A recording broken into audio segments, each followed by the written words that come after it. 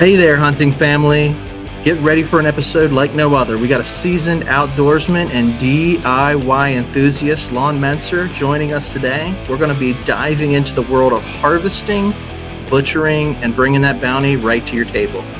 Whether you're a seasoned pro or just starting out, Lon's got tips, insights, and stories to share. Stay tuned as we explore the benefits, hurdles, and sustainable practices in this exciting journey from field to table. Buckle up, you're not going to want to miss it.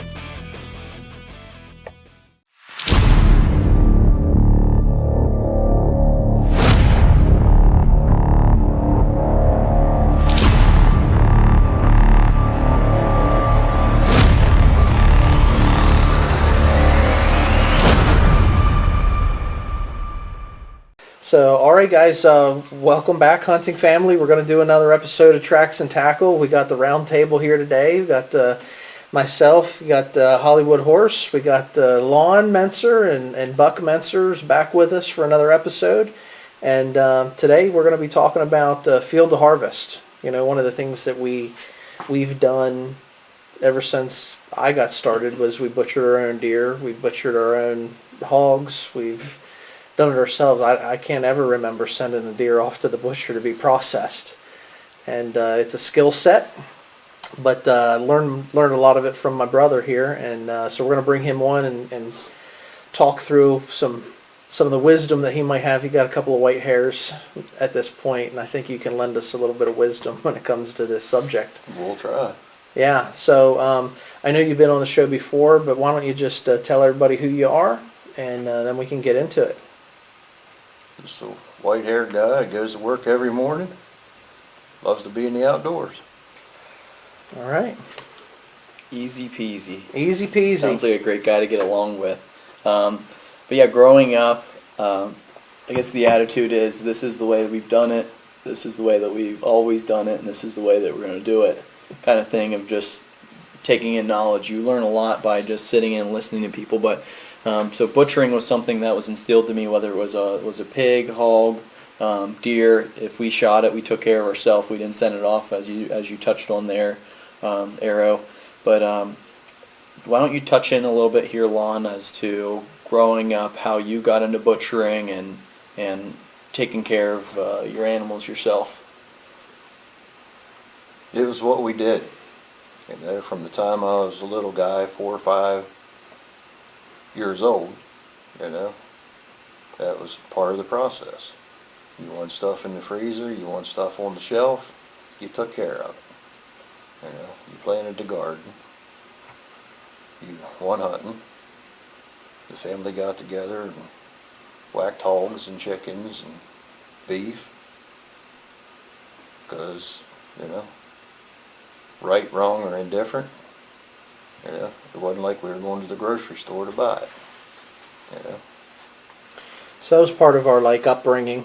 You know, we all started doing it together, and we did it as a family, but there was also a coming together as a community too. You know, because of the people that you do it with, everybody played a part, and you helped one another out and that sort of stuff. And you know, we're real big on camaraderie. And the stories we tell and that sort of stuff. But you've been doing it a lot longer than us. I mean, you taught us how to do some of this stuff, and you know, so from a camaraderie piece, you like the coming together of different families. To when it comes to butchering hogs, you know, what was that experience for you before we were around? You know, when you were younger, how did they get you involved and get you into it? Because I know we had to, certainly we weren't able to do the things that you have us do now when we were younger. It was awesome, you know, because I got to miss a day of school. They did it during the week back then. Well, the entire family would get together and kill 15, 20 hogs. And I'm talking the entire family and neighbors that were like family. Extended family and everybody. You know, and it was a day of it. I can't ever remember doing This was before your time. More than 4 hogs. You know, Yeah. doing 2 hogs now in a weekend is tough. But, you know, back then, you know, you cut the hindquarters off of it, Guy took it and started salting it and, you know, make it into a cured ham. You know, you cut them in big chunks, you know, for the bacon and the pork chops, and, you know, just did it. And there was always something for some kid to do that was willing to work. You know, so I thought it was awesome. It was a vacation day. I didn't have to go to school. You know. Anything to And get off that's the how, school. basically, you know, I was introduced to it, you know. I was told, tomorrow you're not going to school. I was like, why? You're going to work. You know, carrying buckets and getting this and getting that, you know. But we're going to give a knife to a 5 or 6 year old. How big was the butcher shop you were doing 15 in a day? It was outside. There was no butcher shop. There was no right? butcher shop. It was outside, you know, wood fires under black kettles like we do it in today. You know, were built in the driveway. You know, there was a table there that once the guys shot him and scalded them, you know, they got cut in half and then they got flipped on tables, and guys and wives and daughters and sons, you know, started working on stuff. And, yeah, till it was all said and done. So You know, it was a day. take us through the process of, you know, I know that technology's helped us, you know, change the way that we do it now. And don't be afraid to get up into that microphone so that we can hear you. Why don't you take us through the process of, you know, how that is? Because it sounds like we had different people. When you have that many people working together for their stations, right? There was 30, 40 people involved when I was in elementary school. You know, it That's was incredible a to big think going of. on. Yeah. But that's what they did to make sure if they wanted a slab of bacon, you know, in June or July, Everybody helped out. you know, they had a slab of bacon they could have for breakfast or on a burger or whatever, you know, and they just picked a date and that's when they did it. So we've done a lot of like deer, venison, like we cut all that stuff up ourselves, and we grew up, you know, butchering together. I don't know how many. I mean, you guys have done hogs too. Yeah, we do our own hogs ourselves too. And so you were saying, Lon, about salt curing the hams. Did you guys do your own bacons and stuff all back then? Back then, they You guys did. did. Cool. They did it Cool. all. Like, so I started doing my bacons again myself. I've done a couple hams myself, and like everyone, they all, the guy, you know, the group I'm butchering with now, they're looking at me going, why do you do that? Just drop them off the butcher shop. Yeah. Which sometimes I do. Sometimes it's Yeah, easier to have yeah. someone else do it. I It's do, more I work. do, I do my own bacons all the time because I got a recipe that works really good. Uh-huh. I don't always do hams because it's not that my ham recipe isn't good, it's just that I don't always have space for it, you know. Space and time. Space and It takes time. time. The bacons are pretty easy, and I got, like I say, I got a good recipe. Mhm. Everybody likes the bacon, so I do my own bacon.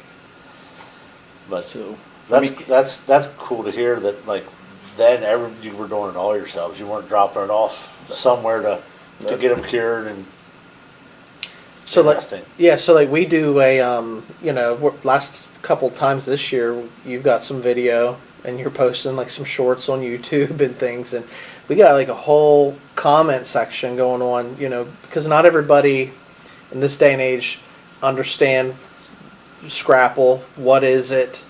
That's a great debate too. Like, you could start a whole debate on what scrapple is, because scrapple to one group and scrapple to another group is different. Completely different. And it's one regional group is too, talking though. about and one group's talking puddings, one group's talking scrapple Mush. and mush, you know, and then you start like really sitting down at a table and talking, and it's like, wait a minute, we're all talking about the same thing here. Are you sure? Yeah. You know, I know, like there's a lot of people out there, like, because we're from the central Pennsylvania area, heavily German influenced, and you know, so we don't want to see any part of the animal not used.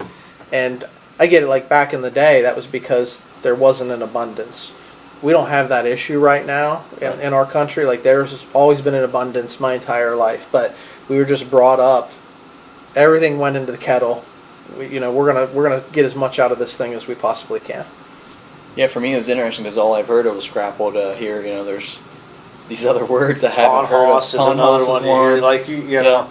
So for me, you know, with where I work and the company I work for, different guys, you know, just working over the mountain from home in Shippensburg, there's a whole different lingo of what they call it. Like, and I bring our scrapple in, Yeah. and they're like, "Oh, that's not scrapple, that's pawn hoss," or that's one guy says that's puddings. It's like soda versus pop. Yeah, yeah. It's just crazy to hear the different variations of what, you know, what one group calls it as opposed to this. You know, It's good. It's good though. I mean, I had some for breakfast this morning. yeah, yeah. There's no doubt about it. I think it's interesting you touched on making your own bacon, but like for me growing up with this crew, like it's nothing we touched. Like I can remember, you know, we're trying to get as much meat off of, you know, the ribs as we can, but just cutting through all them fat layers. I'm like, there's nothing here. So I don't know if is there like a special machine you use that kind of cuts it off? Do you hand cut it? Yep, hand cut. I hand cut my own, and that was all kind of from Lon touched on earlier. Been watching it since I was old enough to remember, and nobody ever really officially sat down and said, "This is what you do. This is how you do it." You learn by watching. You just watch the guy that everyone trusts to do it right, and you know, you tweak on it a little bit. You learn from this guy, you learn from that guy, but you know, there was always that one main guy that everyone trusted to cut their main parts of their pig out, their hindquarters, to get the hams out of it, get the bacons off of it, cut your roast, cut your loins out. It's like the captain. Yeah, he cut the main chunks. So after watching him over the years, now when we do, I'm the guy that cuts them chunks. Mm-hmm. You know, Promotion. yeah. I guess it's a promotion. It's time for you two to get promoted. Yeah. I guess with that promotion though, and at least with the group I do it with, they're always telling you work faster because it takes time to chunk it out. To Precision work is you well, can't rush and it. Yeah, I wouldn't say there's an art to it, but you got to know what you're doing a little bit because, you know, if you want good roast, if you want good chops, you got to know where they're coming from. Yeah. And you got to know the difference between what's chops and what's roast, or you're cutting some chops out that you're like, man, these chops weren't that good. They weren't this good because you took a little too many off of there. You should have turned that into a pork roast or turned that into sausage, you know, depending. And there again, you're going into how big was our hog? What was the weight of the animal we were working with? You know. Yeah, so for those people listening and stuff, like, why don't you guys touch on, you know, the size of the animal and how that factors into flavor, taste, what you want to get out of it. You know, I know we do like a lot of sausage, but then, you know, some hogs you want chops out of. Well, a lot of that's personal preference even. I mean, what one person says is the right size, the next guy's going to say no. Personally, if I want bacons, hams, and sausage, or bacons, hams, and chops, I should say, a 300-pound animal is where I want to be. If I'm just making sausage, I don't care what it weighs, you know. It can be several hundred pounds. It can be several hundred to do sausage. Yeah. Right. But that's what? Your big old sows. 180 till a pig becomes a hog? Something like that, yeah. 150, 180, something like that. And it's like every other thing, you know. The younger it is, the more tender it is. Yeah. You know? So that's the key. It's like a 3-year-old doe ain't going to taste as good as, you know, a 1.5-year-old doe. Mm-hmm. Okay? And a 3-year-old buck is going to taste more gamier and wild than that 3-year-old doe does. You know? Yeah. And if you talk to the guys growing them, talk to the farmers Yep. growing pigs day in, day out, they will tell you from their side of it, 320 pounds, that's about where they would stop taking chops, bacons, you know, hams out of it, because a pig's mentality changes about that. There's a whole change in a pig at that level. Again. Yeah, the anatomy in itself Yes, and everything. the anatomy in is- itself, how it acts, how it, you know, how it eats, you know, in the barn and with the other animals Yeah. changes. So How would you say? Let me throw this, Lon. What are some of the benefits? I know that you said we've always done it, but what are like the key benefits of taking the do-it-yourself approach to butchering? Whether it's venison or farm animals. My thing on that is we're organic, before organic was cool, Right. Because we buy the hogs, we hunt the animals, Mm-hmm. all right, and the chickens and the beef and all that, and they're not given the growth hormones, that they weigh a certain amount, by the time they're 6 months or 9 months. And then processing it yourself, Mm-hmm. you can, if you're not going to eat it raw, if you're starving to death, you throw that piece out, so you're getting pure, God-grown Right. critters that ain't juiced up, got stuff in them to save them, so they can be on the shelf for a year and a half and still be politically correct, safe to eat. I know when we started cutting up deer with these guys, what you had taught me, I remember you still say this to today, like you had said, is if you wouldn't take that piece and feel like comfortable to throw it in a frying pan and eat it, don't save it. Looking at because when you shoot a deer, there's trauma to the point of impact and that sort of stuff, and sometimes that meat it's not going to taste good to begin with. So yeah, that's one of the things I remember you teaching us when we were younger. Like, toss it if you wouldn't feel confident enough to toss it in a frying pan. Right, and there's a big difference between farm-raised animals and wild game. Mhm. When you talk about how that animal processes their food and the fat in the fat in a deer, you don't want the fat on a deer. Right. What's the rule? Cut all the white stuff out. Yeah, cut all the white stuff out. That's completely different from and venison. completely different. To When you start pork. on butchering pork, yeah, you get rid of some of it in some cases, depending on the weight of your animal. But the fat has the flavor in pork. Yeah. Kind of, Even so- in beef, it's different. Yeah, than even, it is even venison. yeah, even in beef, yeah. I mean, a lot of guys. I know I make my own snack sticks and stuff with venison. I'm mixing pork fat in with my venison Just to get some fat into to it. get some fat content, to Fat get some and moisture into the meat. So whole different world depending on the animal. Yeah, for those people that are listening or watching and have never delved into this world, like, there's a lot of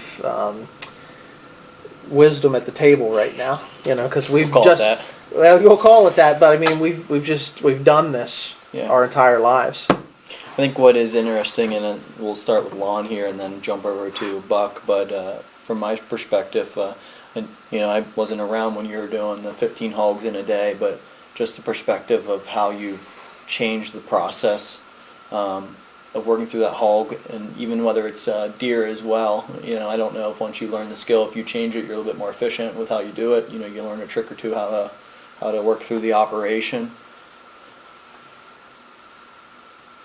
The deer and wild game has basically been the same forever until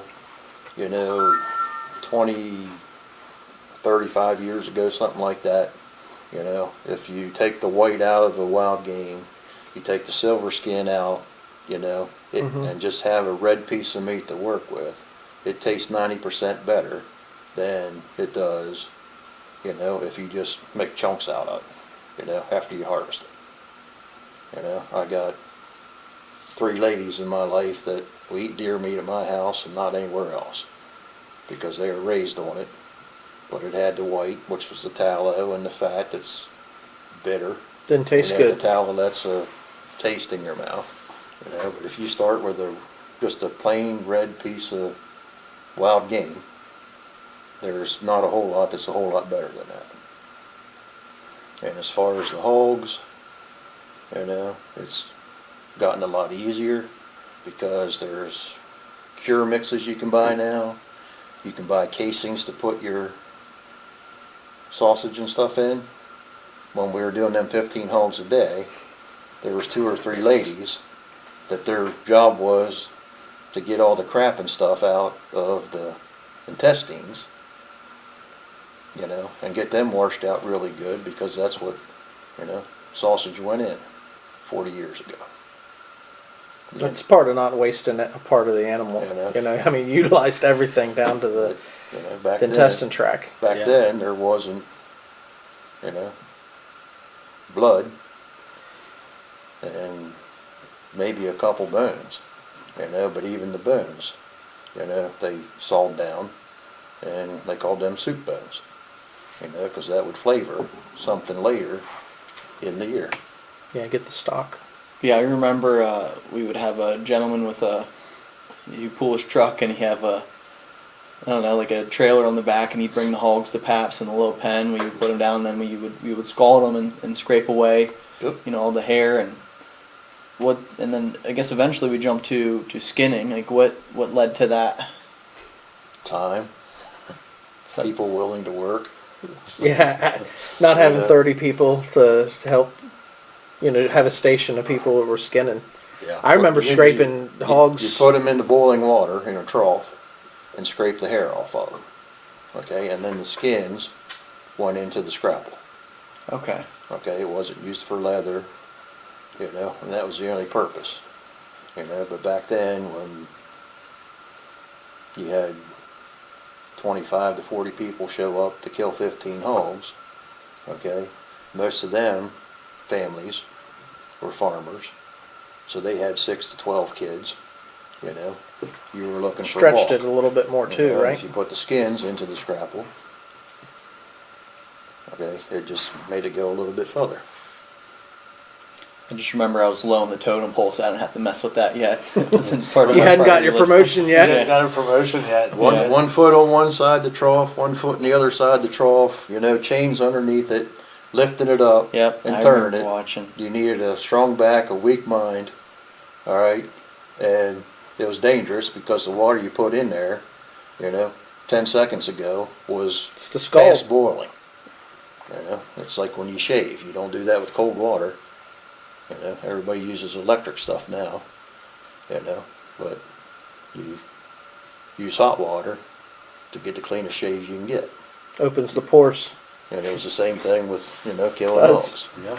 Yeah, but about the promotions, there's some jobs that are pretty easy, just as like chopping wood, keeping the fire burning, just cutting meat off the bone, and then as you get promoted, you're taking care of the tenderloins and the hams we talked about, and maybe even mixing the spices. You get the spices off it. Yeah. It's a little hotter to get into. Well, yeah, I mean, everybody plays a role, and I think that, depending on the group that you're butchering with, we were talking about butchering deer earlier, telling some deer stories, and, when Buck and I were young, we weren't old enough to hunt, but we were old enough to run the frying pan, So while everybody was doing the work, we were still involved, we were present, we were limited in our capacity of what we could do, but, I mean, we were in it. And so everybody plays a role or has a station, within however your setup is. Yeah. I would say, one of the questions we had asked is like the benefits of doing it yourself, but like, what's the flip side of that? Because there's a lot of guys that don't do it yourself, and we know certainly the flavor of the meat, would be an example. But what are hurdles or challenges that we face when we embrace the entire process from field to Time. table? Time. Yeah. Time. Time is the single largest hurdle. I mean that's the single largest one. Not much other than time, because it's more cost effective. It's just time. And who has extra time right now? Right. Well, there's plenty of things to fill our lives up. Yeah, Our yeah. days are full Our of. days are full as it is, and it just becomes a time aspect. It's definitely satisfying to take it from an animal on the hoof Mhm. to wrapped or shrink, or sealed in the freezer, knowing you did it there. You know what went into it. You know where it came from. Know what went into it. And there it is. A big thing for me, and this is probably taught more than I just figured it out on my own, but it's your deer when you're cutting it up, versus I take it to the butcher and I get that equal amount of meat coming back. You know, they're processing during deer season. They got a ton of deer coming through there, and there's no guarantee you're going to get the deer that you shot back. So when it goes back to that conversation of the 3-year-old deer versus the 1.5-year-old deer, That's got something to do with it, and there are butcher shops out there that guarantee you're getting your deer back, right?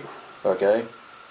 But if you shoot a buck, all right, and immediately start taking care of it, Mm-hmm. and in the wild game, that is 95% of what you're gonna taste, how it's cared for, Right. okay? So if you get it and start cooling it down, you know, whether you butcher it or take it to the butcher shop or what have you, okay, that thing is going to taste a whole lot better than the guy that shoots it and stays at camp for 4 days, you know, going down around driving to the bars and stuff, you know, look what I got, Mm-hmm. you know, and then takes it to the butcher shop, you know, and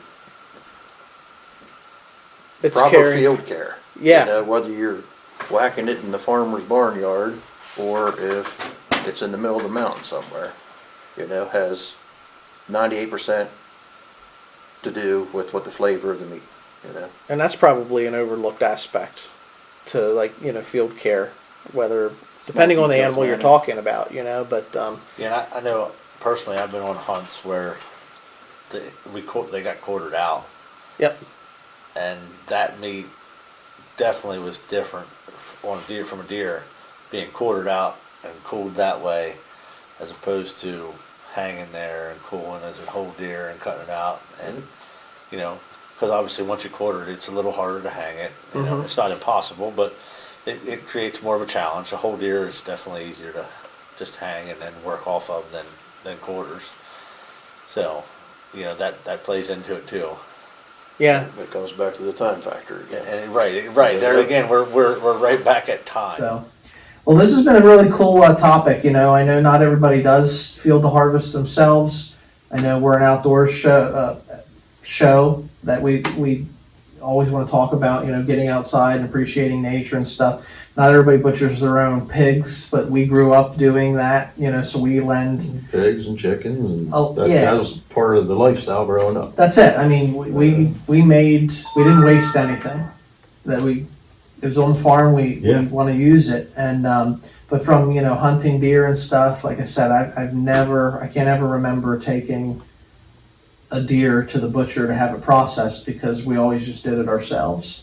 And it was a really cool concept to have an episode talking about this. But to just, if you guys wanted to summarize the process field to harvest and, you know, in a short sentence to wrap up the show, like, what would you say to the guy that is thinking about doing it, thinking about getting into doing it himself versus take it? Because it is easier to just take it to a butcher.